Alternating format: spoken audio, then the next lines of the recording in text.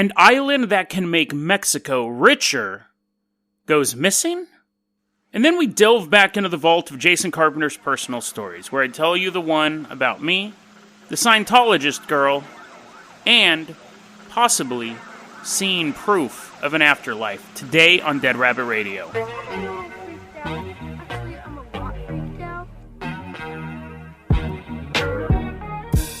Hey everyone, welcome back to another episode of Dead Rabbit Radio. I'm your host, Jason Carpenter. I'm having a great day. I hope you're having a great day too. So we're going to go ahead and jump right into this. This is the Friday episode. This is the episode before the weekend. I guess that's kind of implied by the Friday episode part, but hope you guys have a great weekend. But we got some good stuff for you here today. Now, the first story is actually from the Conspiracy Iceberg. It's about middle tier. And again, a lot of stuff in the middle tier, there's definitely something behind it. It's not just word soup. I actually now I've come to the conclusion now that I think most of them do have something connected to it, even if it's kind of lame. But this one's really interesting. So this is on the Conspiracy Iceberg, and it's listed as Isla Bermeja. Bermeja? It's in Mexico, so I think the J is an H. And I think the Isle is probably even spelled differently. Here I have it written down as I-S-L-A. So what is that? Isla Bermeja? Okay. Isla Bermeja. The beautiful Mexican island. Now, it doesn't exist. And this is where the controversy comes from. Because this island, we'll just call it the Isle from here on out to spare you guys me saying the name over and over again. The Isle that is listed on the map, which is on tons of maps, over the course of 200 years. Originally, it shows up on maps as early as the 1500s, but around the time of the 1700s, it doesn't show up on maps anymore. So, the reason why this is important to Mexico is because this island is farther off the coast, and it allows Mexico to expand its borders. The reason why that's important is because Gulf of Mexico has massive oil reserves, and I think it's like you have up to 200 miles from your furthest border to where you can drill for oil. That was a treaty that America and Mexico came up with. So if they can say, well, this island is 43 miles away from the Yucatan, they've now extended their oil drilling range 43 miles. And then America goes, what island? And point to the map. They go, this one. And they're like, dude, that map is turning to dust. You can't even touch it. You're wearing those special gloves, and we're in a room that has nothing but UV light. Show me a modern map that has this island on it. And they're like, okay, be right back. They've been searching for this island for a while now. I think it really became an issue because what happened was, it's not on modern maps, but it's on the older maps. And in Mexico, and the Mexican government, when they were looking at the oil rights and stuff like that, some historian or someone came to him and says, hey, there's this island that allows us to push off further. Maybe we should just get photographs of the island and we can extend our borders. So they started sending out planes and boats and stuff like that, and they can't find the island. And they are going off of these old-timey maps. They're like in the boat, and they're holding it, and it's like in plexiglass, and they're just like scanning it, covering it up with an umbrella so the sunlight doesn't hit it. And they're like, dude, we could have just taken a photocopy. Shut up. Try not to get it wet, this 300-year-old map. But they can't find it. And America says it doesn't exist. America actually says it never existed, and we'll get to that in a second. But the Mexican government is still trying to find this island because, again, it's worth a lot of money if they do. So these are the theories. The first off, that the island existed at one point, there was a massive earthquake, and it fell apart. Just like a cookie. Crumbles like a cookie into the ocean. That's the end of it. The other one that I saw was global warming. And then the other theory that Mexico has is that the dastardly government of the United States of America bombed the island out of existence. Now, that's a popular conspiracy theory among the people who are looking into this, that the island existed and America just blew it up. The pushback on that, and other researchers have said this, because a lot of time and money is, even though like this is a very obscure conspiracy theory for most people, a lot of time and money have been put into finding this island, because it's worth millions of dollars if they can prove it exists. The pushback to America blowing it up, they'd say, well, they could have, but they would have had to do it fairly recently. So for them to be able to blow up an island without the government of Mexico knowing would be kind of hard to pull off. So what could it actually be? Did the island actually exist at some time and it was destroyed, or that it was destroyed naturally or was destroyed by the U.S. government? Is it some sort of bizarre Mandela effect where everybody doesn't remember the island being there except the Mexican government? Is this Mexico's Berenstain Bears incident? What's interesting is when I was reading about this, there is a very kind of mundane answer to this, but it's weird because it opens up another can of worms. One of the theories is that the island did never exist at any point in time, and the reason why it was written on the maps was to confuse your enemies. If they saw a little island in the corner of your map, they could go, oh, we could land there, we could drop troops, or we can put spies there, or this is where they'll have that, and then the island doesn't exist at all. They said that was actually common for cartographers. You're surprised I could pronounce that word. People were saying that back then cartographers would actually make fake places, make fake islands, make fake ravines or whatever to confuse your enemies. Now, it's not really helpful if you're lost at sea and all you have is a map and you think oh man, I'm almost there, and then there's nothing there. But for the most part, the maps would actually work in deceiving other people, other governments, not your stranded sailors, but other people where your territory was. And what's interesting about it is we actually still do that today in the most common way, but for a different reason. You ever see those like Rand McNally maps? And they also have those books. I remember when I was a pizza delivery driver, we had those books of maps. And I don't know if GPS people do it, but I'm pretty sure they do it as well. They put fake roads in their maps. I know for certain that the printed map books have fake roads in them. And I'm pretty sure GPS also will insert a fake road here and there. And the answer is really simple of why. It's copyright protection. Maps themselves, geographical locations, cannot have a copyright on them. And what was happening was companies were putting all this time and money into creating these maps of local areas.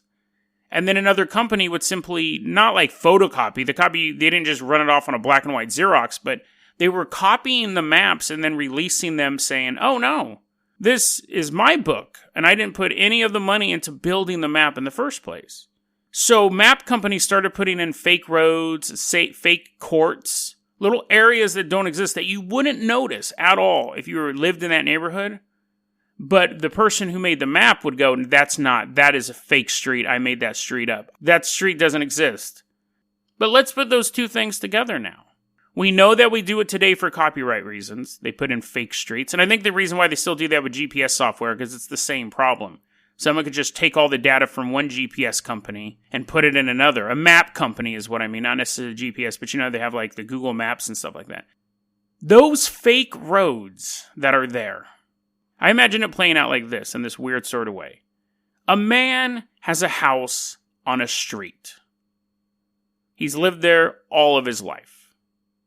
He goes to work, raises his kids, all of that stuff. And then one day, he realizes that the street that he spent his entire life living on doesn't exist. It never existed. It was a little line drawn by a map maker for copyright protection. How would you reconcile that? He would have proof in the form of a map saying, no, my street is here. I mean, I know this gets into horror movie territory, but is it possible that by just through the power of thought and will, by drawing this map and putting this little island on here that so many people are searching for, that's never been found and never been recorded being sighted other than on those maps, is it possible that someday that island will be found and there will be people on it who wondered, what are you guys so worried about? We've always been here. We went to Mexico all the time and we met you. Why are you guys looking so confused? Now, of course, horror movie scenario. Twilight Zone-ish. But I think when you start messing with reality like that, when you start putting stuff into reality that shouldn't be there, that's not supposed to be there for simple reasons, who knows what can result from that? But let's go ahead and move on to our next story. Now, our next story also has a bit to do with the power of the mind. So, for our next story, like I said, we're going to go back into the vault of my personal experiences. This one's always been a little weird to me, and I've never known really where to place it in the Parthenon of... Is it Parthenon or Pantheon? Anyways, in the big building of Jason experiences, but a little way to begin it. So my dad was a Southern Baptist minister as I was growing up. And he was also going to college to be a minister as well. So it's like you can preach at individual churches, but like for Southern Baptist, there was like you got ordained and then you could do this whole college thing. So he had to learn like Latin and Greek and Hebrew. He got fluent in that. He had to learn all about biblical history and philosophy and counseling and stuff like that. He had to go on and get his bachelor's degree and his doctorate and all that stuff.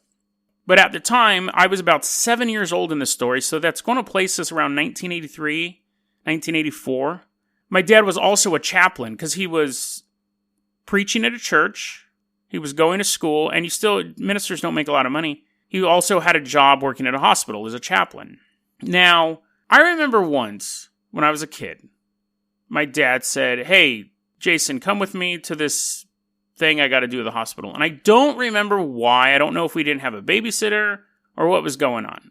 But for whatever reason, I go with my dad. Maybe I just want to spend time with my dad. Me and my dad, he was a big sports guy. He did really into sports. And I wasn't. So it was a bonding. It was definitely a bonding experience. So he takes me to the hospital. And he's like, "Here, go in this room with this nice doctor. And he'll put on this snuggy coat for you." And I'm like, "No, Daddy, no." He's like locking me in. But no. So he takes me to the hospital. And I don't remember the exact sequence of events of how he got here. I do remember being a little kid. And basically, to jump to where this, because I'm not going to say, "And then I went to a vending machine. That soda sure was good. Coke Classic." It was a bunch of mundane stuff. But the way it happens is I end up in a room. My dad is there not giving last rites, because that's not what Southern Baptists do. But he was basically counseling this man who was dying. And he was like in hospice for a while and stuff like that. And the man's family was there. And I don't know what he was dying of, but it was something that they could predict, and it was his last night on Earth. And I remember I was standing in the room, this little chubby boy, and there was probably maybe like 8 or 9 other people in there that are his family members, plus my father. And I was the youngest. Everyone else was an adult. The man who was dying was much, much older, so his kids were all older, things like that. And so I remember at one point my dad says, "I'm going to have some private words with him. So if everyone could step out for a second." So we all kind of shuffled out into the hallway of the hospital. And I'm standing out there in the hallway, and everyone's just kind of milling about talking. And I remember specifically, this is where my memory really picks up. I'm leaning against the wall of the hallway. And standing next to me is his adult son, who was probably around my age, maybe a little younger now. So he might have been like late 30s, early 40s, maybe. I didn't ask him for his ID, but I'm standing there with my back against the wall, and he's standing there back against the wall too. And basically, we were both sons. We were both sons there with our father. And we start chit-chatting. Just, did you watch Transformers? No, I don't know exactly what we were talking about, but it was just like a casual conversation in the midst of what was going on. And that went on for a couple minutes. And then my dad came out of the hospital room and he goes, "It's time." And everyone shuffles back in, and I stay exactly where I'm standing with my back against the wall. And my dad he pokes his head back out of the hospital room and goes, "I want you to see this." So he leads me into the hospital room, they shut the door, and there I am, 7 years old, watching this family sob around a man I never met before, and him just going, "It's okay. It's okay. I'm going to heaven, guys. I'll see you there. Don't cry. It's okay. It's okay." So that was the first time I'd ever seen anybody die. But it wasn't the last. And the story I'm about to tell you wasn't the last either, but it leads into an interesting event. So now we're going to jump ahead. I believe in this story, I think I'm probably like 19 or 20. Gasoline was like 99 cents a gallon. So I love being alone. I love solitude. I believe there's a reason why every major religion and most philosophies give great weight to isolation and being alone. So many of them, when their great leaders go out to discover these things, they walk into the wilderness by themselves. There is something very, very powerful about being alone, which humans don't like. It makes them nervous. We're a social species, so when we are removed from the group, it makes us nervous, but I love it. I love being alone. Gasoline was 99 cents a gallon. I used to just fill up my gas tank and drive around Sacramento 3-4 hours a night. I loved it. I was driving down Hazel Avenue. If you know the area, if you don't, that's fine, but if you want to reconstruct the events this night, I was driving down Hazel Avenue. I was going through, leaving Citrus Heights, going through Gold River, and was headed towards Rancho Cordova. There's just straight shot, and it's all suburban areas out here. It was probably like 2 in the morning. I'm driving down the road, and I see smoke in the middle of an island that's separating northbound and southbound. If you ever come across the car accident, it doesn't look like ordinary smoke. It almost has this weird, it doesn't look like billowing smoke like out of a house. So it's like basically this weird sort of like mixture of like maybe steam, or when an airbag goes off, it gives off this big like poof, like this powder type thing. But I'm driving down the road and I see basically it's almost like a mist type of thing, unless the car is straight up on fire. Driving down the road, I see a car that is facing sideways. So the headlights are headed towards the northbound side, and the tail end is headed towards the southbound side, and the car is impacted into a tree on the island.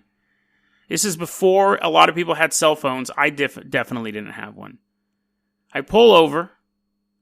I hop out of my car. At that point, there are 2 other people there. It's dead of night. Pull over. I hop out of my car to see if I can help anybody. I'm walking up to the car. It's this black, sporty car, maybe a Honda or something like that. I see 2 people over by the driver's side, and they're talking to the driver. And the car, the front end is just mashed. So what happens, they were coming down, looked, and then they jumped onto the island, hit the tree, and then spun a bit, and that's why it was facing weird. I see 2 people talking to the driver, and so I'm walking around to check on the passenger. And as I'm walking over there, I can hear the driver going, "Oh my God, I can't move, I can't move, I can't move," screaming. And I walk over there, and the 2 people in the car, they're 2 young women, older than I was then, but younger than I am now. I would say maybe like 26, 27, somewhere around there, mid-20s. I get to the passenger side, and I look, and I can see the driver, and she is just, her body is, she's still sitting up, she still has a seatbelt on, so she's not slumped over, but she's not moving her arms. She's just screaming at the top of her lungs, "I can't move, I can't move." I had more pressing concerns because she's screaming. She has 2 people trying to calm her down. They can't touch her because they don't know what happened. The car's not on fire, so it's not a rush. I think one of them ran off to go get a payphone to call the inevitable ambulance that's coming. But I'm standing now at the passenger seat, and I'm looking in, and there is a young woman, both women dressed up for the clubs, out having a good time, hair done up, everything like that. I'm looking at the woman in the passenger seat, and her head, she's looking at me. Her head is leaned over, and she's like looking out the passenger window. And she's not moving either. But I'm looking at her right in her eyes. I'm watching her. And she's just staring. And then she's gone. When you see somebody die, people go, it's like shutting off a light bulb. No, it's not, because you can turn the light bulb on. It's like if you shut off a light bulb and it turned into a peach. It becomes something completely different, and you can just look at it and you go, oh, they're dead. They're completely different than how they were before. It's the most bizarre thing in the world. Because it's not just like something being shut off. It's like something being turned into complete inanimate matter. And can never be turned back into what it was. And I stood up right when I realized she was dead. I just kind of stood up and looked at her. And I realized, well, there's nothing I can do for her. She just died. I know for a fact that she had just died. So eventually another car pulls up, even before the ambulance, and these guys get out who were with them at the club. They were either friends or they were dancing with these girls or whatever. And this one dude is in complete hysterics. And he's like, oh my God. She has kids. She has a husband at home. This can't be happening. This is totally freaking me out. And I had to calm him down because he's not helping the situation at all. He's just totally freaking out. And I'm like, dude, it's okay. No, the ambulance is going to come. They're going to be... I knew the one woman was already dead. That woman looked like she was paralyzed, but you just got to lie to people a lot of times in these situations. Oh, no, it's fine, man. Don't worry, but no, it's cool. She'll see her kids again. They'll come visit her at the hospital. It'll be no big deal. Just flat out lying to this dude. Ambulance shows up. I think the fire department showed up as well. They had to pull the door open, all that stuff. I got out of there. Because at that point, once I start seeing the emergency personnel show up, I was like, I'm just an obstacle. I'm going to get out of here. Now, I didn't go there saying, oh, I'm going to watch this woman die. It's weird to think that that woman, her entire life, 26 years of life, boyfriends, husband, kids, went out that night clubbing. And the last thing she sees is some just stranger that she's never met before standing outside her window. That is always very weird to me. We had never met before that, and I was the last human being that she ever looked at. But that aside, that bizarre set of circumstances aside, there's a traumatic event, but at the same time, it wasn't the first time I'd seen somebody die. It wasn't even the first time I'd seen someone grievously injured. I was like, okay. But it did, I think that last thought about how that I was the last person, that kind of upset me a little bit. Because it's just bizarre. It's just a bizarre set of circumstances. Just to look at someone in the eyes, it was very unsettling. So, fast forward a couple months. I was hanging out with this girl when I went to American River College. And I'll call her Mabel. Because she looked like one of the backup dancers in that Goldfinger video, Mabel. She's really cool. A really good friend of mine. She was a Scientologist. And her parents were Scientologists. And they had the books and they took the courses and things like that. Now, I had gone to the Scientology, what do they call it? The church once to watch some orientation video. I was like, whatever. I'm always willing to look into other belief systems. They didn't really speak to me. But Mabel was really into it. And I was her friend. And they were having an auditing workshop. And she wanted me to come with her because I guess if you brought someone who wasn't a Scientology to this auditing workshop, it was free or something like that.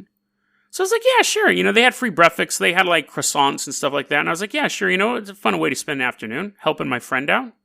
We go to the auditing workshop. Now, a quick overview of auditing. And if you're a Scientologist, you may go, no, that's totally off base. It has these other steps. But basically, in a nutshell, is you talk about a horrible experience or any experience you went through. And then the auditor has you do it again and again and again and again, each time in more detail. And basically it's almost like a self-hypnosis, or you're basically working it through to the point where you're remembering how many ashes were coming off the cigarette butt in this memory. When you're in the church, I believe they use the e-meters during this part, but this one we weren't doing any e-meters. She was just there to get practice on how to audit. So we're sitting there and we're listening to the presentation. I'm eating a bunch of croissants, and then they're getting their workbooks together, and I'm still eating some croissants. Wasn't on keto back then. And after I'm full of butter and flaky bread, it's time to start. It's time to break up. So Mabel's like, hey, let's do this. I'm super excited. So what memory do you want to work on? And I'm like, I don't know. I mean, I remember loving those croissants I just ate, but I don't think that's going to work. I don't know. And I remember sitting there for a while and was thinking, what's a memory that I've had that's fairly dramatic, but not too crazy? And my mind went to that car accident. So, again, you go through the story over and over again, and basically what you're cleansing your...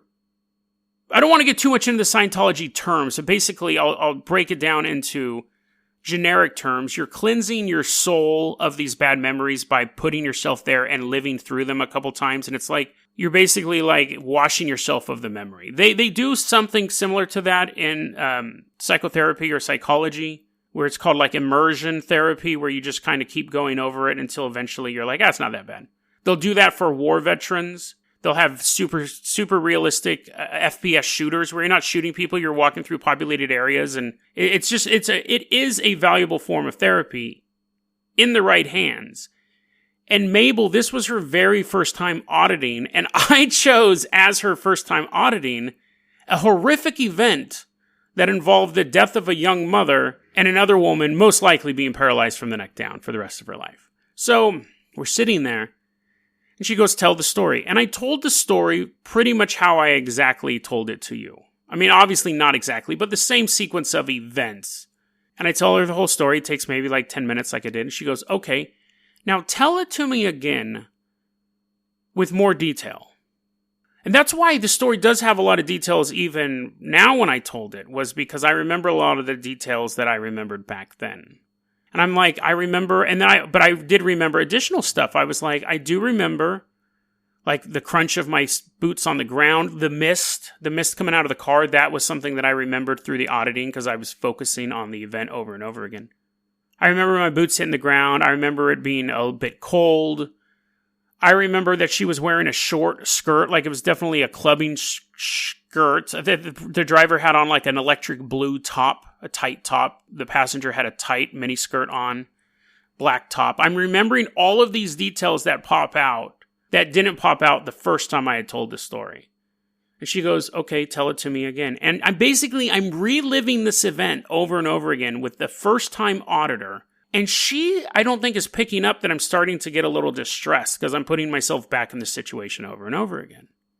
But the reason why this story is on Dead Rabbit Radio, there was one last time I told that story to the auditor. And she goes, and every time you have to start from the beginning. And she goes, okay, do it again. I'd probably already done it like 4 or 5 times at this point. She goes, okay, tell me the story again with more detail. And so this time I'm super concentrating on every single detail. Stuff that I missed the first 4 or 5 times, I'm trying to relive that event in such a realistic form that I'm remembering things I didn't remember 4 times earlier telling it. And I walk her through the sequence of events just like I did you. The debit card laying on the ground from the purse flying out the window. Those really minor details. And when I get to the part where I walk to the car and I'm staring at her and she's staring at me and I'm watching her and she's watching me, I see what could only be described to me. So I remember I'm back in this moment. I've put myself, when you're first you tell the story, but then since you're looking for details, you're mentally going back to that moment. I walk to the car. I turn around, I'm looking at her, she's looking at me, the woman's screaming, the people are talking, and for a brief second, what I see is her soul leave her body. Now, not only that, what I remember seeing through this auditing process was, I'm looking at her, she's looking at me, a translucent blue version of her, this is going to sound ridiculous, but a translucent blue version of her lifted itself slightly out of her body, began banging on the window in panic, and then shot into the sky. And then I stood up and knew she was dead. And I sat there. I didn't tell her that. I didn't tell Mabel that. She goes, and I'm telling the story again, and I get to the part where I look in the window, and then I opened my eyes and I said, I don't want to do this anymore. I don't want to do this anymore. She goes, are you okay? I was like, I don't want to do this anymore. Like this, I appreciate this, your time, and I think that you have your skills doing this auditing thing, but I don't want to tell that story again. I don't want to tell that story again. I was distressed. We didn't leave. We stayed. I got some more croissants because there was like an after workout shit thing, but I was a little disturbed by that. And then I told her later on, a couple days later, I told her what I saw. And I said, I don't want to do that. I don't want to do that again. And she said, she apologized. She goes, I should have told you to pick something better. Because again, it was my first time and it was your first time. I should have asked you to pick like a spanking or something like that. Is that why I knew she was dead? Did I... See, the thing is, like, now with that story, that her ghost coming out, looking at... Her ghost comes out of her body, her soul, whatever you want to call it, comes out of her body. It looks exactly like her, but it's like a blue, translucent figure. I see her fist bang on the window super fast, and then she shot up into the sky. And then I stand up. So that part of the memory has become ingrained with the factual version of the story now. Can't remember one without remembering the other. It's an interesting note because is that what I saw?